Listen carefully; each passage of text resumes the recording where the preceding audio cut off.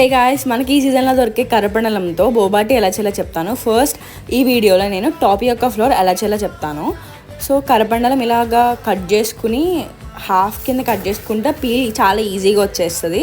దానికి మట్టి ఏం లేకుండా వాష్ చేసుకుని చిన్న చిన్న ముక్కల కింద కట్ చేసుకుని మిక్సీలో వేసుకోవాలి. మేము దీన్ని కరపండలం అంటాము, మీరు ఏమంటారో కమెంట్ చేయండి.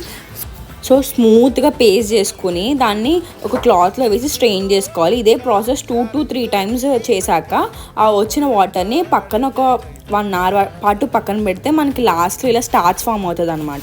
ఆ స్టార్చ్ ప్లేట్లో పెట్టుకుని మనము ఎండ్లో పెట్టాలి. ఎండ్లో పెట్టిన తర్వాత కాసేపు ఉన్నాక ఇలా అయిపోతుంది. ఈ గ్రాన్యూల్స్ని మనం మళ్ళీ మిక్సీలో వేసుకుని ఫైన్ పౌడర్ కింద చేసుకుని దాన్ని జల్లించుకోవాలన్నమాట. సో దీంట్లో టాపియోకా ఫ్లోర్ అయింది. నెక్స్ట్ వీడియోలో బోబా పెరల్స్ ఎలా చేయాలో చెప్తాను. నేనైతే బబుల్ టీ ఎప్పుడు బయట టేస్ట్ చేయలేదు, నేనే చేసుకుని నేనే రాదామని ఫిక్స్ అయ్యాను. సో వీడియో నచ్చితే లైక్, షేర్, సబ్స్క్రైబ్ చేయండి. Thank you for watching.